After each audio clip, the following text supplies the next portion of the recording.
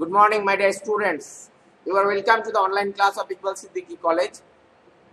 Today, according to our lesson plan, we are going to read out from Unit 8, Lesson 3. You can see here the name of this lesson is Rights to Health and Education. At first, we will try to find out the important vocabularies of this lesson, and after that, we will read this lesson, and after ending this lesson, we will find some exercises. We will try to solve them. Okay, dear students, here you can see traditionally I have discussed with you about the important vocabularies of every lesson. At first, you will find the important word and its Bangla meaning as well as its English meaning, and after that you will also find a synonym and antonym of that very word. At first যেটা রয়েছে দেখো extract এটার অর্থ হচ্ছে নির্যাস বা summary বা concise, কোনো কিছুর সংক্ষিপ্ত গুরুত্বপূর্ণ অংশটা বা গুরুত্বপূর্ণ অংশ বিশেষ, তো এটাকে তুমি সামারি বলতে পারো। আবার এটার বাংলা অর্থ অন্য একটা সুন্দর বাংলা অর্থ রয়েছে, যেটা হচ্ছে যে কোনো গ্রন্থাদি বা লেখালেখি থেকে উদ্ধৃত যে অংশটা, হ্যাঁ, যে কোটেশন বলা যায় যেটাকে। এটার ইংরেজি অর্থটা হচ্ছে a short passage taken from a text, যে কোনো একটা বড় টেক্সট থেকে ছোট্ট করে কোনো একটা শর্ট প্যাসেজ নিয়ে নেওয়া, যেটা এটাকে তুমি কোটেশন বলতে পারো। দেন ইউনিভার্সাল, এটার অর্থ হচ্ছে সার্বজনীন, relating to or done by all people or things in the world, relating to or done by all people or things in the world. এটার সিনোনিম জেনারেল, অ্যান্টোনিম পার্টিকুলার। এরপরে দেখো ডিক্লারেশন মিনস হচ্ছে ঘোষণা, a formal or explicit statement or announcement, a formal or explicit অর্থ হচ্ছে স্পষ্ট, হ্যাঁ, কোনো কিছু স্পষ্ট ঘোষণা করা যেটা। অ্যানাউন্সমেন্ট এটার synonym by statement, antonym silence. Comply অর্থ হচ্ছে সম্মত হওয়া বা মেনে চলা। To act in accordance with a wish or command, to act in accordance with a wish or command, মানে কোনো উইশ বা কমান্ড অনুসারে কোনো কিছু কাজ করা বা ওটা মেনে চলা, এটা আর কি। এটা সিনোনিম অ্যাগ্রি, ফলো, আবার ওবে, অ্যান্টোনিম ডিসওবে। এরপর দেখো যেটা রয়েছে সেটা হচ্ছে অ্যাডিকুয়েট এটার অর্থ হচ্ছে যথাযথ বা পর্যাপ্ত। Satisfactory or acceptable in quality or quantity, এমন জিনিস which is satisfactory or acceptable in quality or quantity, মানে কোয়ালিটি বা কোয়ান্টিটির দিক থেকে কোনো কিছু গ্রহণযোগ্য, এইরকম যে অবস্থাটা, বা এটাকে তুমি যথাযথ বা পর্যাপ্ত বলতে পারো। এটার সিনোনিম সাফিসিয়েন্ট, অ্যান্টোনিম ইনঅ্যাডিকুয়েট। এরপর দেখো সার্কামস্টান্সেস বা সার্কামস্টান্স, এটার অর্থ হচ্ছে সিচুয়েশন বা পরিস্থিতি। A fact or condition connected with or relevant to an event or action, a fact or condition which is connected with or relevant to an event, যে কোনো একটা ঘটনার সাথে সম্পৃক্ত যেটা, তো এটাকে সিচুয়েশন বা কন্ডিশন বলা যায়। এটা দেখো ওয়েডলক মানে হচ্ছে বিবাহ বন্ধন। The state of being married, মানে বিয়ে হয়ে যাওয়ার যে পর্যায়টা বা যে অবস্থাটা, এটাকে বিবাহ বন্ধন বলতে পারো। ম্যারেজ এটার অ্যান্টোনিম হচ্ছে ডিভোর্স বা সেপারেশন, ডিসসলিউশন, এগুলো হচ্ছে এই ওয়েডলকের অ্যান্টোনিম। প্রোটেকশন, সুরক্ষা। The action of protecting or the state of being protected, মানে এমন একটা পর্যায় যেখানে সুরক্ষিত থাকা যায়, এই অবস্থাটা, এটাকে প্রোটেকশন বলা যায়। Synonym security, antonym insecurity. Elementary মানে হচ্ছে প্রাথমিক বা প্রাইমারি বলা যায়। Of the most basic kind, যেটা খুবই মৌলিক একটা ধরন বা মৌলিক একটা পর্যায়, এটাকে তুমি এলিমেন্টারি বলতে পারো। প্রাইমারি এটার সিনোনিম, অ্যান্টোনিম হচ্ছে অ্যাডভান্সড। ফান্ডামেন্টাল মানে মৌলিক, ফান্ডামেন্টাল মানে হচ্ছে মৌলিক। Serving as or being an essential part of A foundation or basis, কোনো কিছুর খুবই গুরুত্বপূর্ণ একটা অংশ হওয়া, এটাকে মৌলিক বলা যায়। এটা synonym basic, antonym minor. Compulsory মানে অব্লিগেটরি বা বাধ্যতামূলক। Required by law or rule, মানে যেটা আইন অনুযায়ী প্রয়োজন বা যেটা করা উচিত, এইটাই হচ্ছে কম্পালসারি, আইন অনুযায়ী যেটা বাধ্যবাধকতা রয়েছে এরকম পর্যায়ে। Obligatory synonym, antonym optional. Accessible মানে হচ্ছে প্রবেশযোগ্য, প্রবেশযোগ্য বা যেটা ইজি অ্যাক্সেস করা যায় যে সব জিনিস, এই সব হচ্ছে অ্যাক্সেসেবল। যেমন easy to approach, reach, enter, speak with or use. Anything which is easy to approach, easy to reach, easy to enter, easy to speak with or use, এটাই হচ্ছে অ্যাক্সেসেবল। এটা সিনোনিম অ্যাটেইনেবল মানে যেটা সহজে পাওয়া যায় বা সহজে প্রবেশ করা যায়, অর্জনযোগ্য যেটা সহজে, সেটা হচ্ছে অ্যাটেইনেবল। অ্যান্টোনিম ইনঅ্যাক্সেসেবল। পরে দেখো পার্সোনালিটি, ব্যক্তিত্ব। দ্য কম্বিনেশন অফ ক্যারেক্টারিস্টিক্স মানে এই পার্সোনালিটিটা হচ্ছে কম্বিনেশন অফ ক্যারেক্টারিস্টিক্স, মানুষের যে চারিত্রিক বৈশিষ্ট্য আর qualities that form an individual's distinctive character, মানে যেগুলো এই যে মানুষের যে চারিত্রিক বৈশিষ্ট্যের যে একটা কম্বিনেশন বা একটা এটা সমন্বয় করে টোটালি একটা ডিস্টিংটিভ ক্যারেক্টার দাঁড় করে। ডিস্টিংটিভ মানে হচ্ছে স্বতন্ত্রমূলক, হ্যাঁ, স্বতন্ত্র বা স্পেসিফিক বা বিশেষ একটা চরিত্র দাঁড় করানো হয়, পুরোটাকে বলা হয় পার্সোনালিটি বা ব্যক্তিত্ব।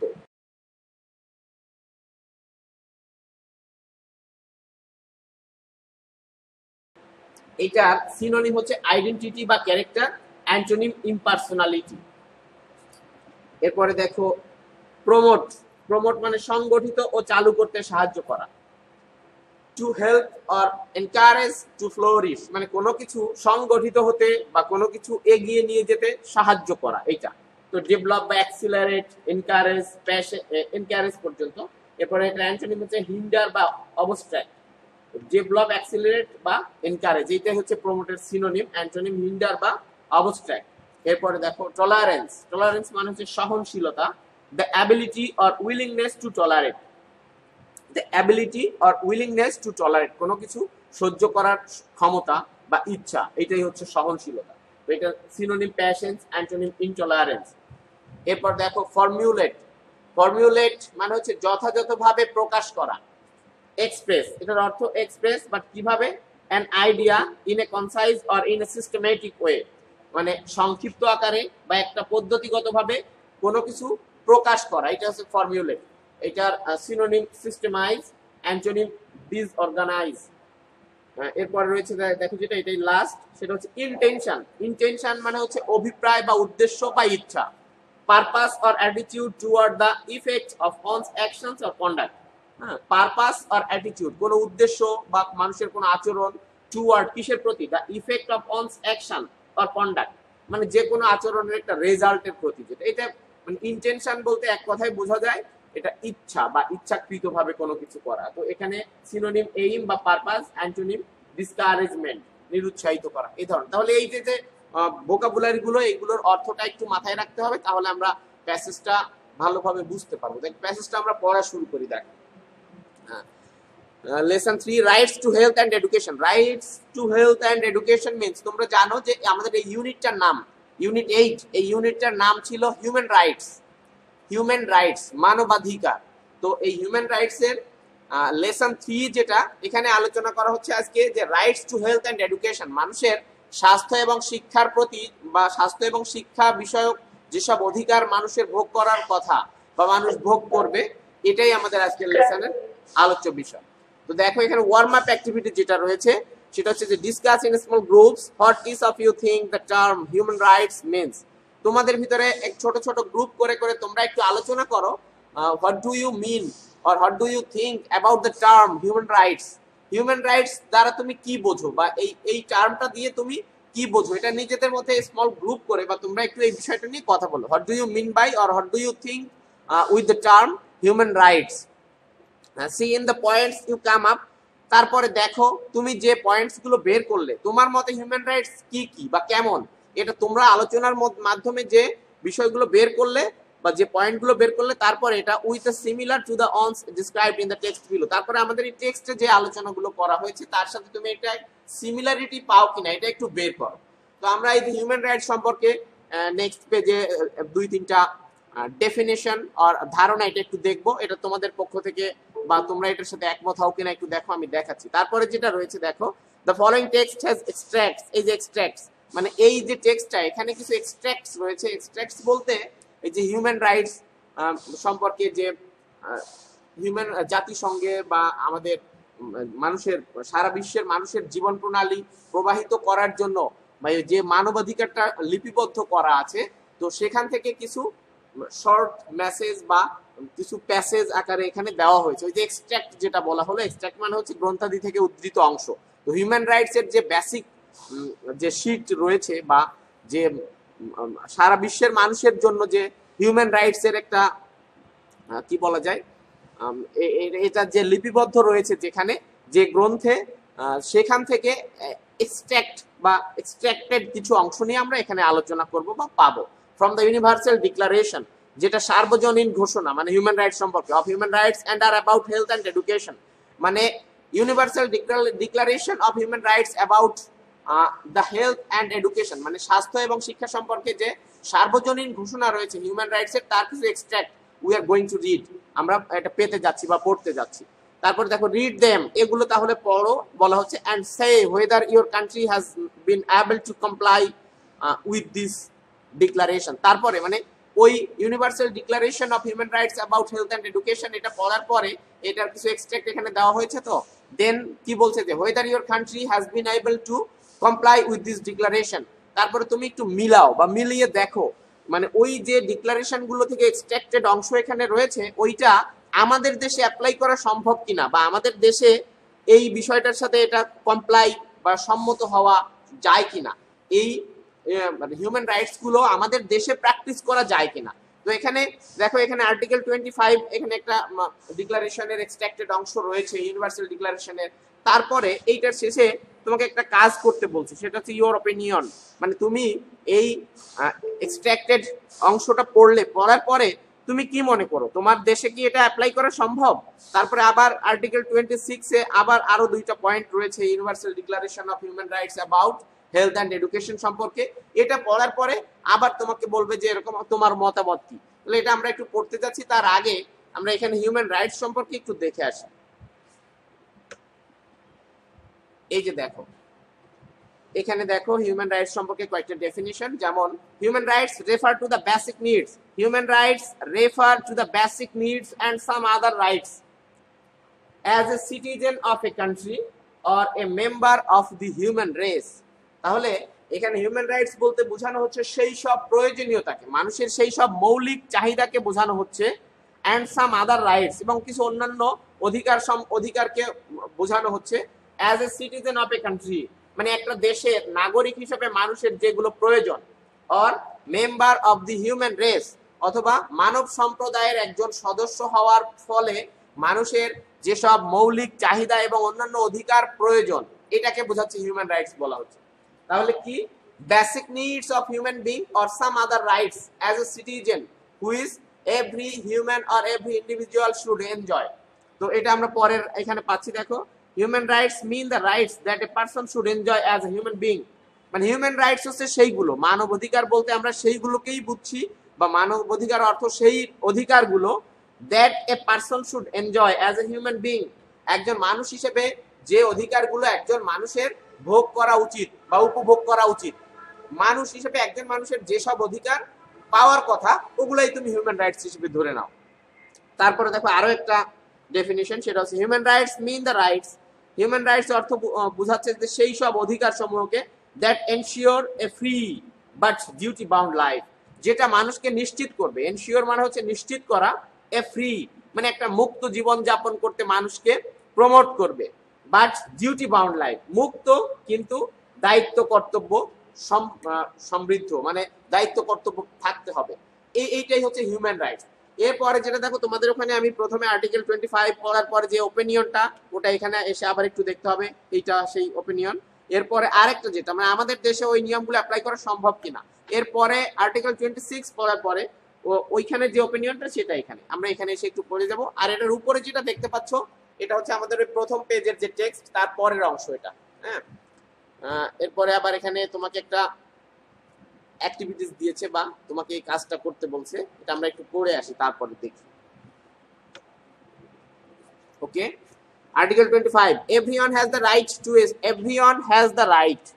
to a standard of living adequate for the health and well-being of oneself।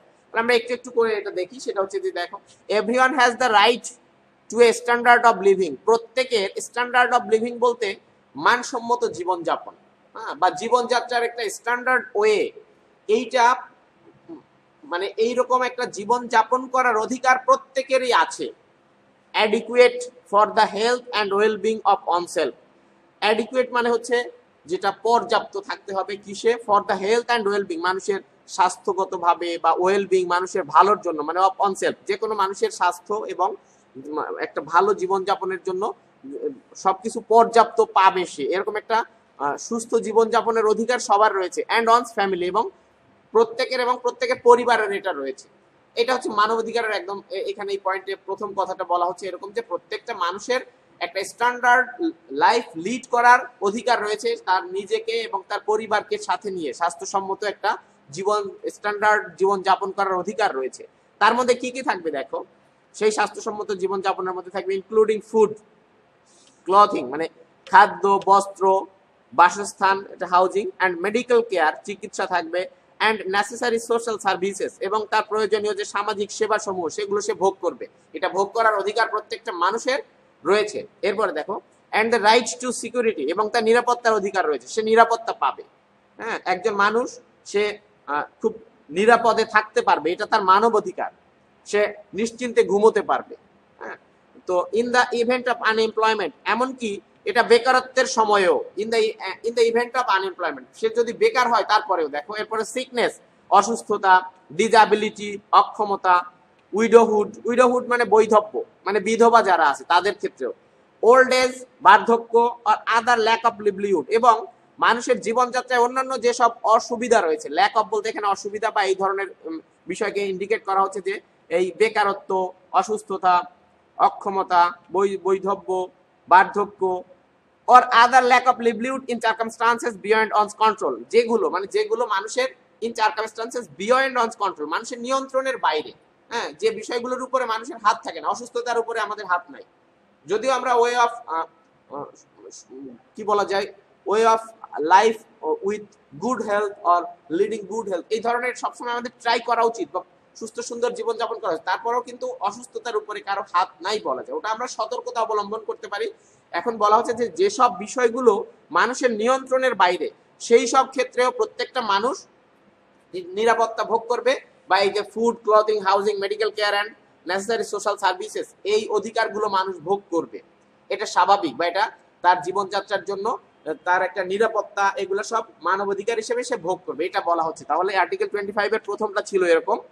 এরপরে দেখো 2 নম্বরে যেটা রয়েছে, মাদারহুড অ্যান্ড চাইল্ডহুড। মাদারহুড মানে হচ্ছে মাতৃত্ব, অ্যান্ড চাইল্ডহুড মানে হচ্ছে শৈশব, আর এন্টাইটেলড মানে হচ্ছে অধিকারী, মানে সমস্ত মা যারা রয়েছে, মাতৃত্ব এবং শৈশব বা একদম ছোটবেলা যে ছেলে মেয়েরা, ছোট শিশুরা, তারা are entitled to special care and assistance, তারা হচ্ছে স্পেশাল কেয়ার, বিশেষ যত্ন এবং সাহায্য সহযোগিতার অধিকারভুক্ত হয়েছে, বা তারা অধিকারী। এই যে সমাজে সব মানুষের যে স্বাভাবিকভাবে দেখা হচ্ছে যে মাদারহুড আর চাইল্ডহুড, এরা কি হচ্ছে, স্পেশাল কেয়ার অ্যান্ড অ্যাসিস্ট্যান্সের অধিকারী হয়েছে, এরা তাদের আলাদা বা বিশেষ যত্ন নেওয়া হবে তাদেরকে, এটা তাদের মানবাধিকার। এরপরে দেখো অনেক সুন্দর একটা লাইন, এটা মানবাধিকারের একদম চূড়ান্ত একটা অবস্থা তুমি এই লাইনের মাধ্যমে বুঝতে পারবা, সেটা হচ্ছে অল চিলড্রেন, সমস্ত শিশু, whether born in or out of wedlock।